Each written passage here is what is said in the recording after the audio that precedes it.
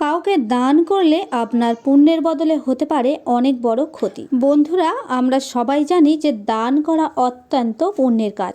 আমরা প্রত্যেকেই রাস্তায় গরিব দুঃখী বা ভিখারিকে দেখলে নিজের সাধ্যমতো কিছু দান করি এবং আমাদের প্রত্যেকেরই কিছু না কিছু নিজের সাধ্যমতো দান করা উচিত। দান করলে যেমন অন্যের উপকার হয় তেমনি নিজেরও উপকার হয়। তবে বন্ধুরা, আপনারা কি জানেন দান ধ্যান করলে হতে পারে আপনার বড় অপরাধ? আপনি হয়তো পুণ্য লাভের আশায় দান করছেন, কিন্তু পুণ্যের বদলে উল্টে আপনার আরও ক্ষতি হতে পারে।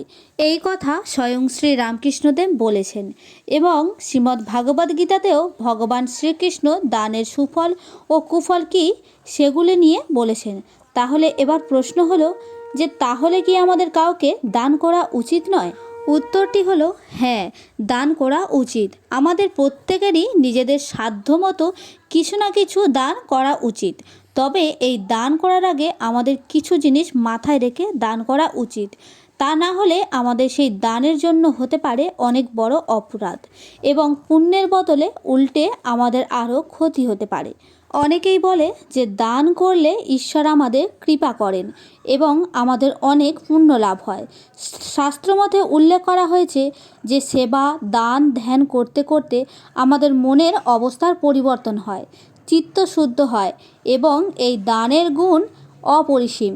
তবে সব ক্ষেত্রেই এই দানের সুফল লাভ হবে তা কিন্তু নয়, বরং উল্টেও আমাদের ক্ষতিও হতে পারে। আজ আমি এই ভিডিওতে ভগবান শ্রীকৃষ্ণ এবং শ্রী রামকৃষ্ণ দেবের দানের উপরে বলা কিছু মূল্যবান উপদেশ নিয়ে আলোচনা করছি, যেগুলি মানলে আপনাদের দানের ফল অবশ্যই লাভ হবে এবং ক্ষতির হাত থেকে রক্ষা পাবেন। তাই অবশ্যই ভিডিওটি মনোযোগ সহকারে শেষ পর্যন্ত দেখুন এবং ভালো লাগলে একটি লাইক অবশ্যই করবেন। শ্রী রামকৃষ্ণদেব বলেন যে নির্বাচনে দান করা উচিত নয়। কাউকে কাউকে দান করলে পুণ্যের বদলে পাপী হবে। এক ব্যক্তি একটি দানশাস্ত্র চালাতেন। প্রান্ত পথিকরা সেখানে এলে সে খাবার ও জল পথিকদের দিত। সবাই তার জল ও খাবার খেয়ে খুব তৃপ্ত হতো এবং সবাই তাকে আশীর্বাদ করত।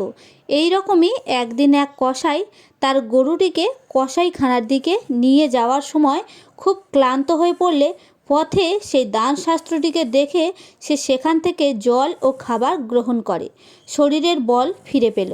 তারপর সে গরুটিকে খুবই সহজে কসাইখানায় নিয়ে গিয়ে হাজির করল। কিন্তু এই গরুটিকে হত্যা করার পাপ কসাইয়ের উপর বর্তালো মাত্র 4 আনা, আর বাকি 12 আনা বর্তালো দানশাস্ত্রের মালিকের ওপর। অর্থাৎ পুণ্যের বদলে উল্টে আরও কুফল লাভ হলো। দানশাস্ত্রের মালিকের ভগবান শ্রীকৃষ্ণ গীতায় বলেছেন যে অশুচি স্থানে অশুভ সময়ে অযোগ্য পাত্রে অবজ্ঞাপূর্বক ও সৎকার রহিত যে দান করা হয় তাকে তামসিক দান বলে। কিন্তু যেহেতু এটা দান, তাই এ দানের সুফল ও কুফল সবই দাতার ভোগ করতে হয়। তবে কুফলের ভাগটাই অনেক বেশি থাকে। এবার একটা প্রশ্ন হলো যে কাউকে দান করার আগে আমরা বুঝবো কী করে যে কাকে দান করা উচিত আর কাকে দান করা উচিত নয়? কাকে দান করলে আমাদের কোনো কুফল ভোগ করতে হবে না, এর উত্তরও ভগবান শ্রীকৃষ্ণ দিয়েছেন গীতায়। তবে একটা কথা মাথায় রাখবেন যে দান করা আমাদের প্রত্যেকেরই কর্তব্য। যারা দান ধ্যান করে তাদের উপরে ঈশ্বরের বিশেষ কৃপাদৃষ্টি থাকে।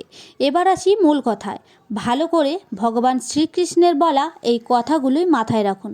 ভগবান শ্রীকৃষ্ণ গীতায় বলেছেন যে পুণ্য স্থানে শুভ সময়ে উপযুক্ত পাত্রে কোনো রকম ফলের আশা না করে যে দান করা হয় তাকে সাত্ত্বিক দান বলা হয়। অনিচ্ছা সত্ত্বেও ফল লাভের আশায় যে দান করা হয় তাকে রাজসিক দান বলা হয়। সৎকার রহিত তিরস্কারপূর্বক অশুচি স্থানে ও সময়ে কুপাতে যে দান করা হয় তাকে বলা হয় তামসিক দান। এই 3 ধরনের দানের মধ্যে সাত্ত্বিক দান সবথেকে ভালো। কিন্তু আপনার এই দান করার পর সুফল ও কুফল নিয়ে কোনো রকম চিন্তা করতে হবে না। যদি সকল প্রকার আসক্তি ত্যাগ করে ঈশ্বরের উপর নির্ভরশীল হয়ে দান করেন, ভগবান শ্রীকৃষ্ণ বলেছেন বলেছেন, যে ব্যক্তি নিজের সর্বস্ব ঈশ্বরের সমর্পণ করে, সম্পূর্ণভাবে বাসনামুক্ত হয়ে মন ঈশ্বরকে সমর্পণ করে দান করে, সেই ব্যক্তির দান অত্যন্ত উন্নত। মনে রাখবেন, আমাদের প্রত্যেকেরই দান করা উচিত, কিন্তু পুণ্যের আশায় করা দানে আমাদের পাপ মিশে থাকে, কারণ কামনা নিয়ে করা কোনো কাজই দোষমুক্ত হয় না।